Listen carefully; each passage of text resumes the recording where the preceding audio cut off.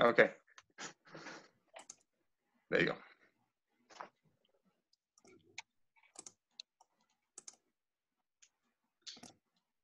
Hello, everyone. I'm Dana Church from the Work Learn Institute at the University of Waterloo. It is my pleasure to host the second of our 4 sessions of the CEWIL Canada Research Series webinar. We apologize for the late start. There were some technical issues. First, I would like to acknowledge that the land on which I am meeting with you today is the traditional territory of the neutral Anishinaabe and Haudenosaunee peoples. I respectfully acknowledge their ancestors and elders, past and present. I also acknowledge that as we come together today while staying apart, we may be gathering on other traditional lands from around the world. I acknowledge the enduring presence and deep traditional knowledge, laws, and philosophies of the Indigenous people with whom we all share these lands today. With me today are co-organizers Rachel Braun from the University of Calgary and Shay Ivkovich from the University of Waterloo. We are all members of the CEWIL Canada's Research Committee. A warm welcome to all our attendees. As we start our session, may I please encourage everyone on the call to share their name and institution in the chat. You're also very welcome to include your own land acknowledgement. It would be nice to know which of our colleagues have joined us today. A big thank you to the members of the CEWIL Canada Research Committee for their time invested in the peer review process by which these papers were shortlisted for the cancelled CEWIL Canada Conference Research Track. A few notes about the Zoom platform. If you wish to view the speaker and the slides, please switch to speaker view from an icon at the top of your screen and select side-by-side view. If you'd like to save the chat thread, click on the bottom right corner of that window. If you happen to experience any technical issues, please place those in the chat as well. Our tech colleagues are standing by to help you. If you run into tech challenges later, your best bet is to leave the call and join again. We hope to have time for a few questions at the end of every presentation. Please use the Q&A feature from the black bar at the bottom of your Zoom window to submit these. You may address the question to the appropriate person or to the panelists or presenters. I will moderate the questions at the end of each presentation. Before I introduce the first presenters, I must mention that we only have 2 presentations today. Unfortunately, the third presentation that was scheduled, which was entitled Meeting the Future Needs of WIL Students, Learning from Professional Experience, has been canceled. However, we will still post the corresponding paper on the CEWIL website, along with the other research papers in the webinar series at a later date. Since we only have 2 presentations today, we thought we could use the last time slot of 15 to 20 minutes to open up the floor to questions for today's presenters.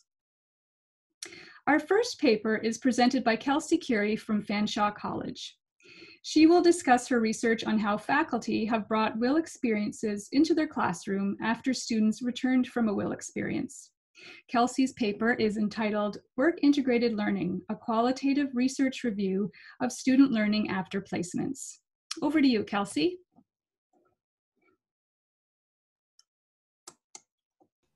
Thank you, Dana. And I too am having technical difficulties today, so I am going to share my screen, and I promise it's not the first time I'm doing this, but please let me know if this works out.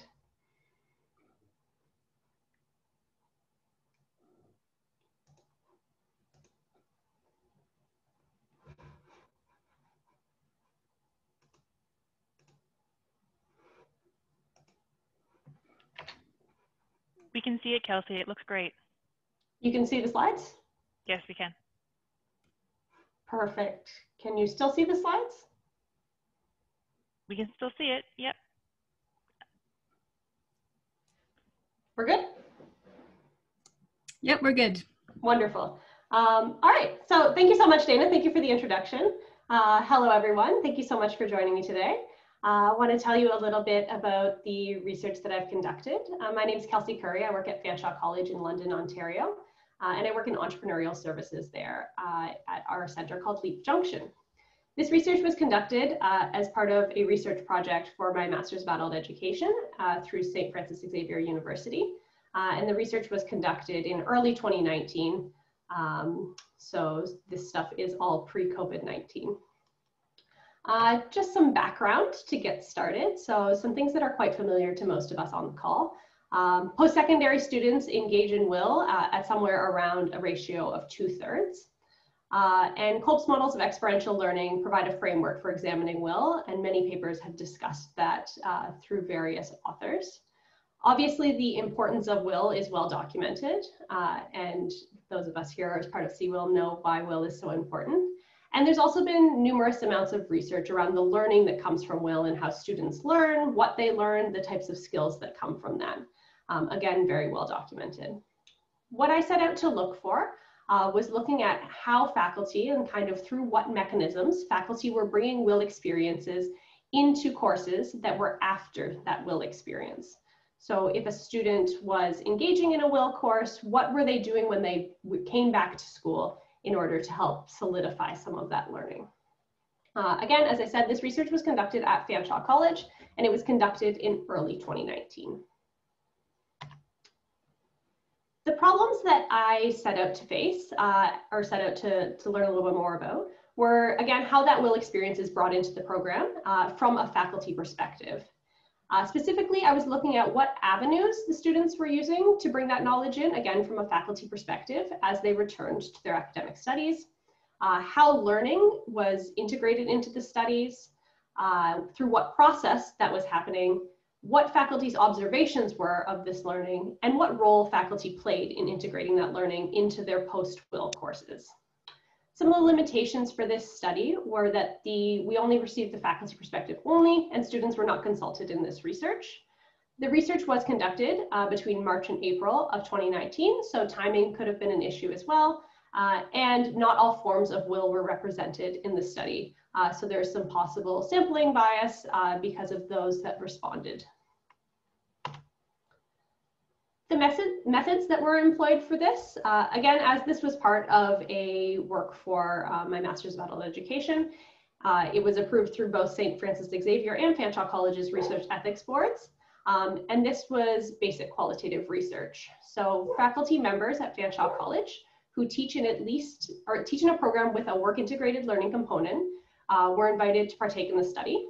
Participants were required to have taught in the program for at least 1 year in order to have seen one full cycle of the program, and were to have been involved in every academic term within the year. Participants also needed to have taught in at least one class after the work integrated learning experience in their program was finished. An example would be an upper level course. Generally at college, this would be in a second year or third year course. Knowledge of the work integrated learning component of the program was also required of the participants. I hosted semi-structured interviews with 6 faculty, all who had experience working with the WIL component of their programs. The interviews were transcribed and coded and then compared. And a brief show of the programs that were represented in this study. It was a 50-50 split between what I called standalone WIL and concurrent WIL. So standalone WIL was when a student was only engaging in their work integrated learning experience, so they were not also taking classes at the same time. Concurrent WIL was when students were engaging in a WIL experience as well as taking classes. Different areas that the respondents came from were the Faculty of Design, the Faculty of Business, the Faculty of Public Safety, the Faculty of Health Sciences, and the Faculty of Community Studies. And the types of WIL that were represented, I had one practicum, 2 co-ops, and 3 placements that came forth from this. And so that's a little bit about the study before it got started. So some of the results that came up, the first thing that came up was that the faculty were identifying the goals of the WIL program and that those goals were achieved. So the 4 main goals that I identified from these faculty interviews were exposure to community, application of theory to practice, employment, and self-discovery. And exposure to community, the faculty reported that the exposure of the students to their industry, to their geographic community, and to their community of practice, they saw students returning to the classroom with a greater understanding of the workplace, its associated dynamics, and soft skills required for it. Application of theory to practice, again, was another goal that was identified and again was being seen as met by the faculty. The students were returning to their studies having developed an understanding of the relevant theories and practical applications of the day-to-day in a workplace setting. Employment was the third goal identified and also met. And employment, the faculty agreed that having experience and skill sets from this work integrated learning was advantageous when seeking employment, and often noted that many students were hired from their WIL hosts after their placement. And the fourth one being self-discovery. Faculty shared that students used WIL to learn about their likes and dislikes related to different industries. They also shared that the students would return with higher communication skills, and 5 of the 6 participants responded seeing higher confidence in their students after their WIL experience. The next set of findings was around the different activities in integrating the experience from a WIL placement back into the classroom. And so I found these in 2 categories, curricular activities and teacher activities. And so curriculum activities were those that were prescribed by the curriculum that a faculty was teaching in. Some common examples that came up were that the curriculum included case studies, tutorials. This was predominantly in placements where you would have the faculty working alongside with the students in those concurrent forms of WIL, and then there would be a tutorial to reflect. Portfolios where they would bring together samples of their work as well as things like their resume. And a co-op integration course, which specifically dealt with integrating co-op back into a particular program. Some of the teacher activities, so these were things that teachers were doing and weren't necessarily prescribed by the curriculum, where they were hosting a lot of in-class discussions, hosting authentic assignments where they would allow students to use their WIL experience or their WIL host as the research subject for whatever assignment they were working on, mentoring of the teacher mentoring the students after they returned, bringing in guest speakers relevant to the students' experience, and drawing on connections of WIL in the lecture. One particular example of that noted, as a faculty reported that they were experiencing as they would help students and direct their theories in class, often the faculty would say something like, "Where have you seen this on placement?" So moving to the discussion of these, some of the key takeaways here was good news for everybody here. Students are applying theory to practice and practice back to theory. So it is a two-way cycle as faculty had reported. Students are returning to their post-WIL courses with that higher level of confidence, and that's being seen in the classroom by the faculty that I spoke with. The students are engaging in reflection and discussion in their post-WIL courses with the faculty that I spoke with, and they're developing that employment experience, building a portfolio, and the pre-employment training that is required for once they graduate is taking place often in these WIL experiences. Students are incorporating that learning from their WIL experience back into the classroom, and they're doing that through these case studies, tutorials, and authentic assignments.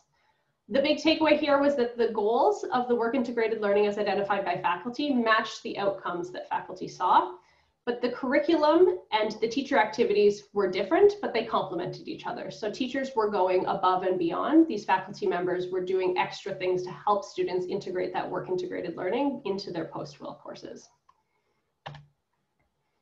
Some of the significance of this research were that faculty were engaging in more of a teacher plus mentor role as they identified.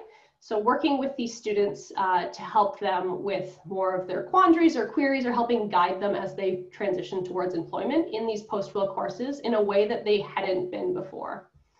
I also determined through this that as the faculty reported that the curriculum is factoring in these WIL experiences, and these post-WIL courses are including ways for the WIL to be brought into the classroom, but faculty are also augmenting that and adding to it. And so the embedding of more of those in-class discussions and authentic assignments was really helpful. And that those applications of Kolb's learning cycle extended beyond the work term that the students were engaging in or in the placement, and that the work that these faculty were doing were helping students to move further through the cycle. Participants did speak about the importance of mentoring students upon their return to the academic studies as well as on placement. And once students returned to class, the faculty did observe that students were being curious and asking questions of their faculty about things they had observed while on WIL placement that perhaps they weren't able to ask a mentor while they were engaging in WIL. As mentors, faculty reported that they were a bit less directive and asking more questions of their students. Some recommendations, very similar to the slide I just shared.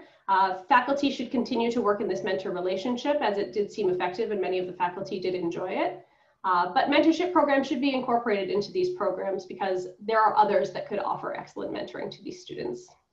Faculty should connect with on-campus employment support, be that co-op or career services, whatever area that is, to help support in those mentoring relationships. And the incorporation of more authentic assignments into the curriculum, as well as creating other opportunities for students to be able to share their knowledge, is something that these faculty would have recommended as an excellent way to move forward. Future for this research, as I move on and look at this again, I would like to more closely examine how these different activities that the faculty are participating in align with Kolb's learning cycle and how they fit into the cycle. There were some interesting things that came up around power and when power starts to shift with students having more knowledge. So I'd be interested in exploring that further.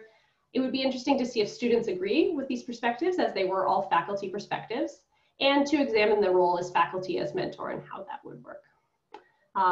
There's no plans to conduct any of this future research, but these are goals for the future. And with that, I will wrap it up. Thank you so much to everyone. I hope that you enjoyed it, and my paper will be posted as well as this video, and I'm open to questions. Thanks.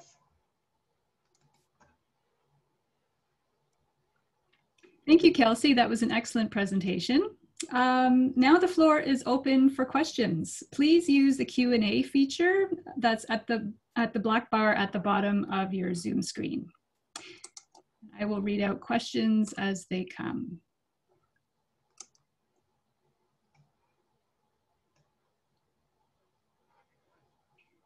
Oh, we have a question here. Have you shared these findings in your own institution? If so, how has this been received by faculty?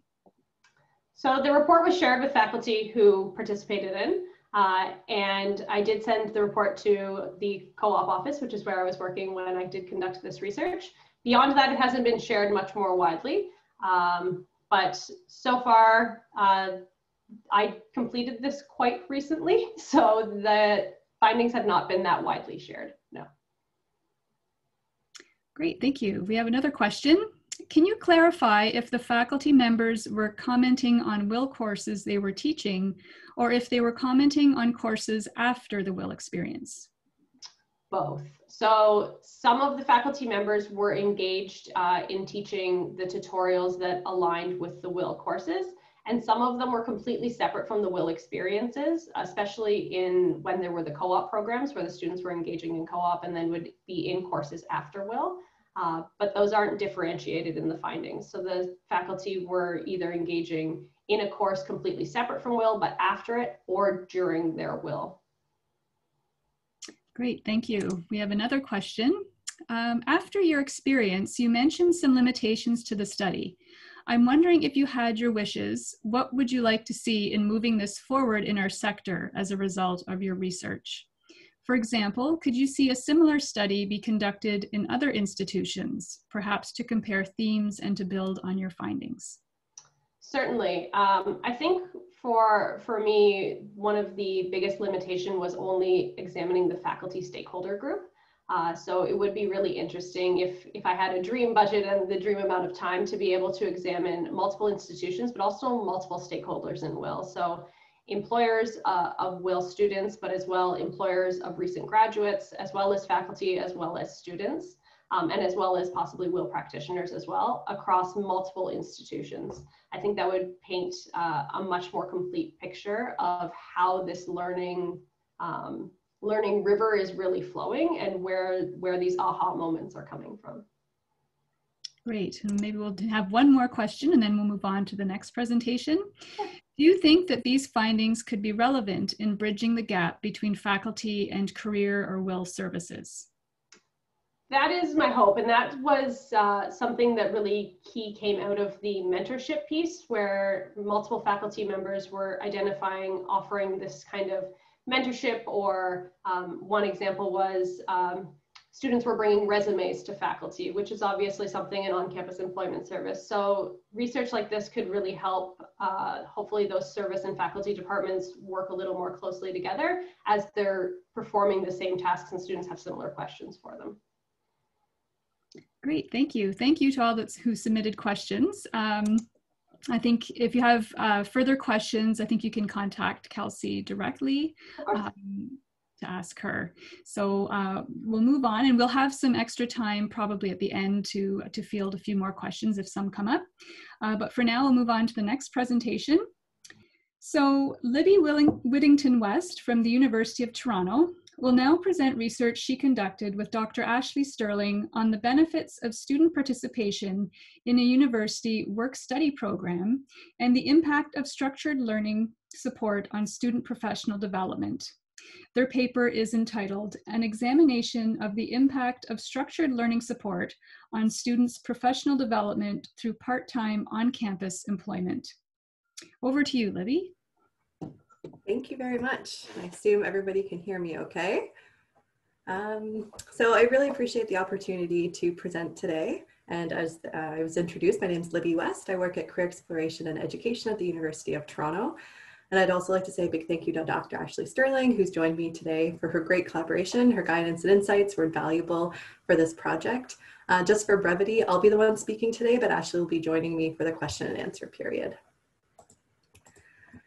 So as we're all aware, there are growing pressures to expand work-integrated learning opportunities for post-secondary students, given the enormous benefits. For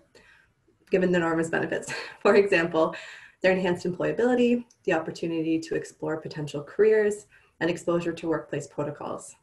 However, this push for increased work-integrated learning doesn't consider the significant resources required to both make these opportunities available while also ensuring the quality of the experience.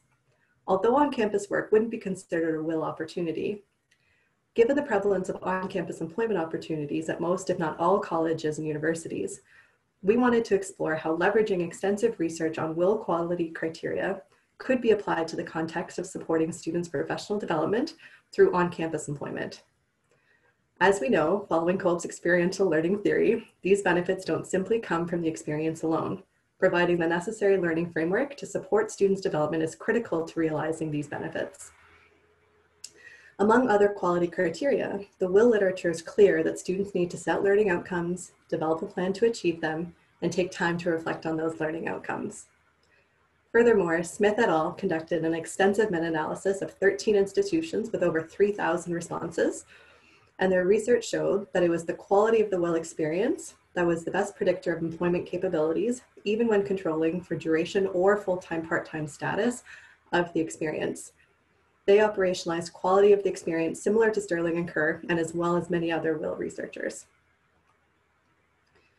So, given the lack of research examining the quality criteria required to support students' professional development through part-time on-campus work, this research sought to examine the necessary learning supports and the impact of receiving those learning supports from supervisors on students' professional development in the context of on-campus work. We operationalize students' professional development as academic work integration, career readiness, and competency development. For further context, we specifically looked at on-campus employment through the University of Toronto Work-Study Program. There are about 5,000 positions available annually, and each position is categorized into one of these 8 categories, with lab research assistant consistently being around 45 to 50% of the positions available each year. Students are allowed to work a maximum of 15 hours a week. However, the weekly average is about 8 to 9 hours.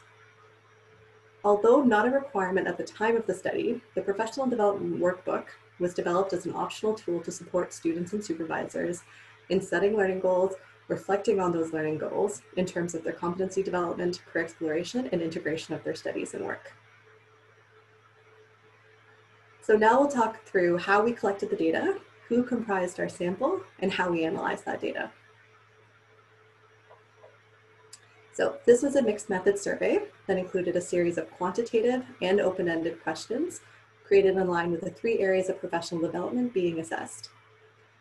The work-study program is assessed biannually with a program feedback survey administered to all students who participated in work-study in this particular data collection during the 2018-19 academic year. We asked to include a subset of questions to the survey for the purpose of our research.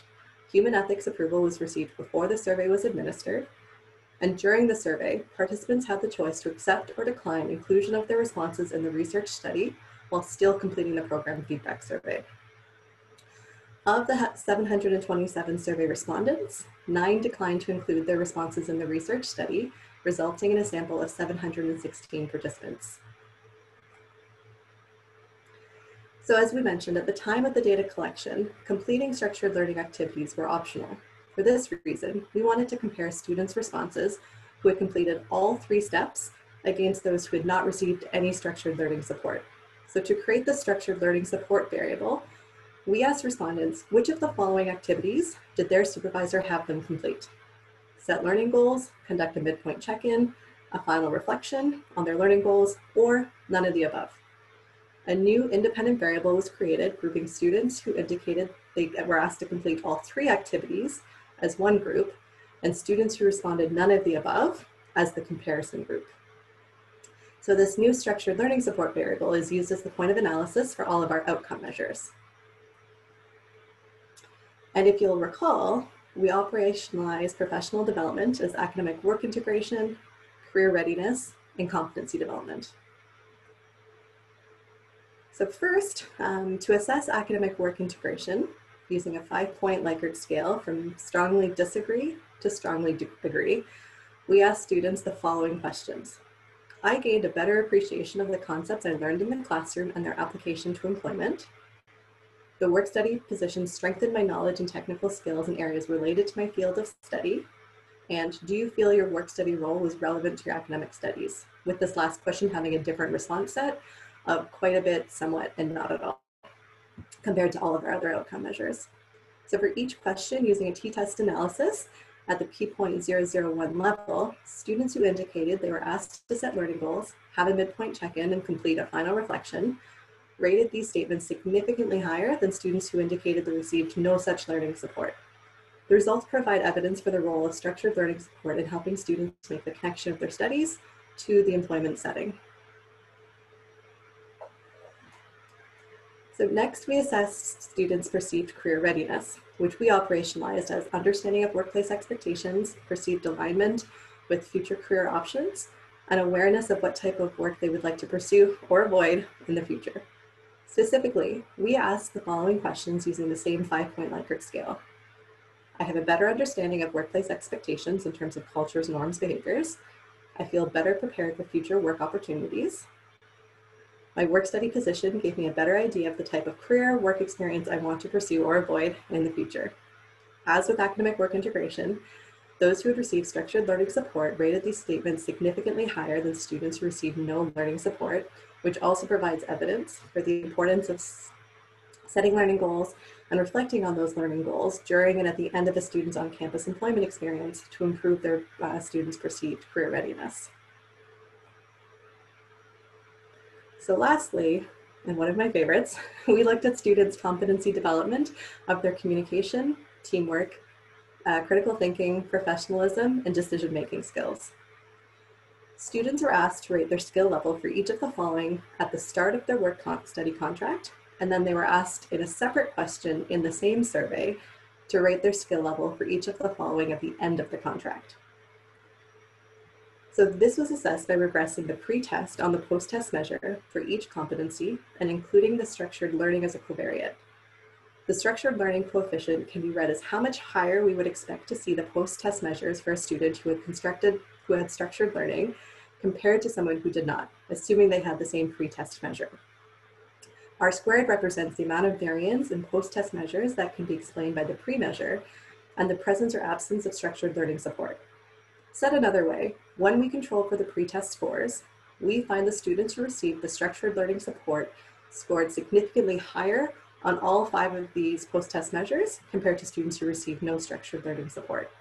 So this also provides evidence for the importance of structured learning support in terms of setting learning goals, reflecting to increase students' perception of the competencies they developed through their on-campus work experience. So lastly, we'll touch on the application of this research and our hopes for future research. This research supports previous research drawn from the work-integrated learning context that clearly shows the necessary quality criteria to support students' professional development in a workplace setting and how these same quality criteria can be leveraged in the context of on-campus employment.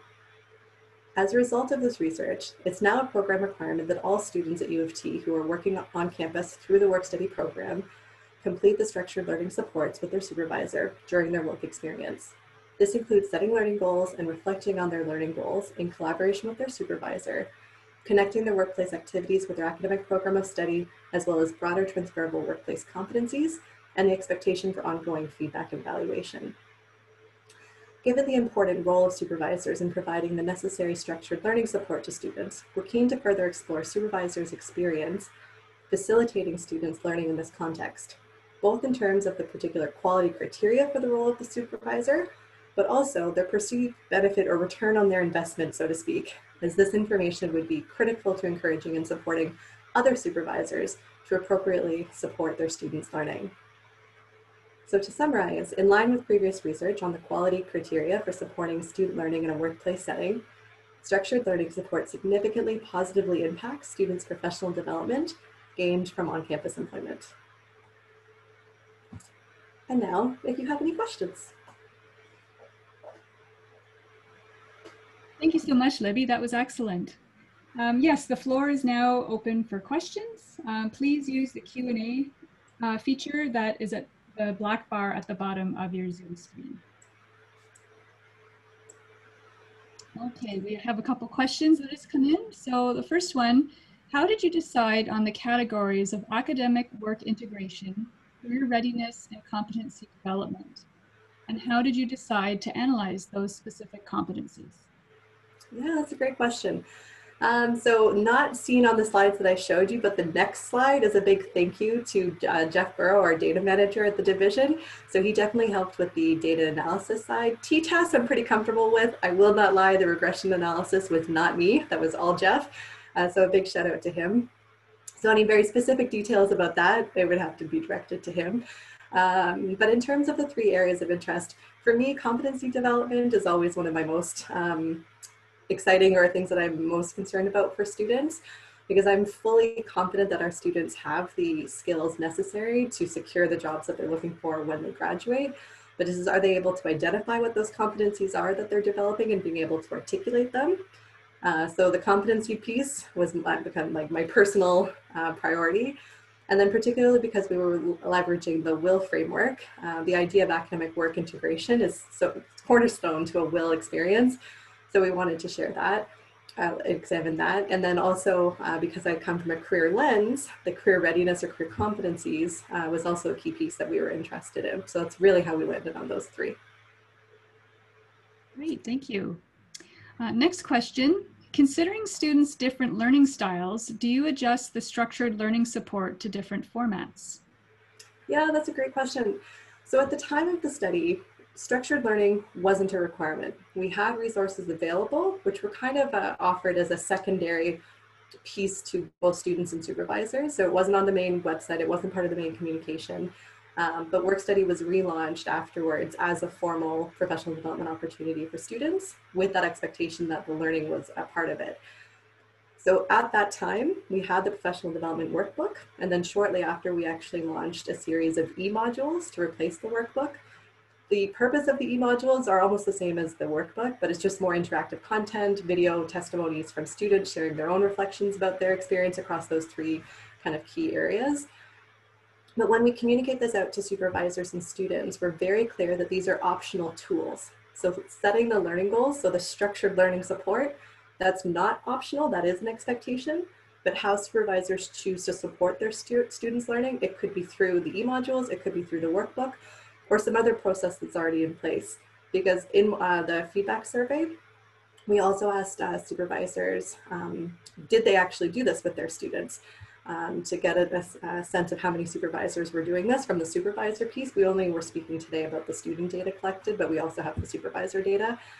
And at that time, supervisors were sharing stories about how they were already supporting their students' learning, which was incredible. And I was really keen to not replace incredible work that was already happening. I just wanted to make resources available to supervisors who either hadn't considered that they could be doing this or weren't really sure about how to go about doing it. So the resources are optional, but supporting learning isn't. Great, thank you. Another question, who oversees the structured learning support of the students? That's a good question. It depends on what you mean. So the supervisors themselves will support the students' learning. My role is to, particularly at St. George campus, as most of you might be familiar, we're a very large institution and we have 3 campuses, and each campus has their own representative supporting their campus population. So particularly at the St. George campus, I'm available to create these resources and supports. I'm available to reach out to the students to explain to them why we want them to do this, to promote it, and to do that on the supervisor side. But in terms of enforcement or oversee, we don't right now track that this is actually happening. And I'm really excited to see, we're doing our next program evaluation survey, March 2021 or February, to ask those exact same questions to see how much that learning support has increased. Because you'll see from one of the slides, it was just over 18%, which at the time, in my opinion, was a good news story. But now that it's a part of a formal requirement and we put a lot of communication and effort into providing awareness and resources to do so, then I'm really hoping that number is going to be about 60, 70%. Send me your positive vibes that that'll be the case. Great. Next question. Did you notice some outsiders before the stat analysis? Maybe that means outliers. How did you deal with those data? Did you consider them or delete them? I'm trying to think about outliers in this context. Because with, again, the regression, I won't pretend to know more than what I said in today's session, but definitely with the t-test, but even the scales that we used, because it was a discrete scale that we used, I don't think there could have been outliers because they simply would have just fallen within the 5-point scale and then been included in the 2 groups. So I'm not, either I'm misunderstanding or I don't believe that was something that we had to deal with here because there wasn't enough variation for them to outlie. They only had the 5 options. Ashley, you could probably. Yeah, I'm happy to jump in here as well. Because of the way that we set up the study and facilitated it in partnership with the broader program feedback that was already occurring, we had a relationship where we received the portion of the data that participants had consented to pass over for research purposes. And so because of that, it was already partially filtered when we received it then. Then as soon as we did the analysis and we actually broke it, the sample into 2 categories, we already ruled out several of the responses that maybe have only responded to participating in one of the learning supports. To be honest, that'd be an excellent question. But for the sake of this study, we only looked at those that completed all 3 learning supports versus those that didn't complete any at all. And so that in itself actually cleaned up the data, and we didn't have any outliers based off of that data that we were then analyzing. And fortunately, we had a large enough sample size and a large enough power that we were able to work with that data in that capacity. Great, thank you. So we have just under 10 minutes left. So maybe what I'll do is I'll open the floor to questions for either of our presenters today, for Kelsey and for Libby, if there's any further questions.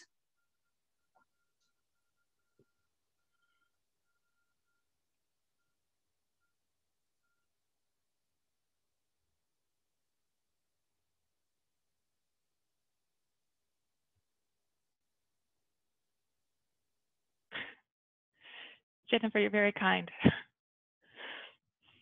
If I can add maybe on to, I actually think the presentations really complement each other nicely. I don't know, Dana, if that was intentional in the way you set it up, but it actually worked out really well. One of the things that I think Rachel or Shay did, it wasn't me, but yeah, they do complement each other very well. This sounds like Rachel's organization skills. Yes. One of the things that I think is worth noting and kind of relates to some of the earlier comments made is the research, for me, is actually been a process over a couple years. And I think that we've seen quite huge changes in the programming, the work study programming at the university in light of the research process itself. I know I talked about a little bit about this last week, but we've actually are really working on getting supervisors to rethink the students' on-campus employment as actual student learning experiences. And although that has always been part of the name, I'd say that that in itself has been a huge process, and mandating something is not enough, but putting the research in front of the faculty members that are hiring the students is now convincing them that there's an empirical basis for quality criteria, and people are starting to pay more attention and are buying into considering these experiences also as learning experiences and seeing their role as a supervisor in a different capacity. And so I think that actually ties in really nicely to Kelsey, your work, where you're looking at, well, what actually are the learning goals of those supervisors and of the faculty members when they're sending students out into workplaces. So whether that's, internally or externally. But I think that we have so much more work to be done on the perspectives of just others across our campuses. What is so common knowledge for us, for those of us that have our heads in the work integrated learning literature, it's surprising what is not common for everybody else around the institution. But as soon as you put the research in front of them, they can see it, they can understand it, and there's quite a bit of excitement to get behind it and to really improve the quality of the student's learning experience. So I would say that that's been a great part of the experience. Great, thank you, Ashley. Okay, well, I haven't received any further questions, so maybe with that, I'll say a big thank you to our presenters today. Thank you so much to all of our attendees for joining us today. The papers that correspond to these presentations will be posted on the CEWIL Canada website, and attendees will be sent an email when they are posted. We look forward to seeing you for our next session, which will be next Thursday, same time. So have a great rest of your week and have a wonderful weekend. Thank you again.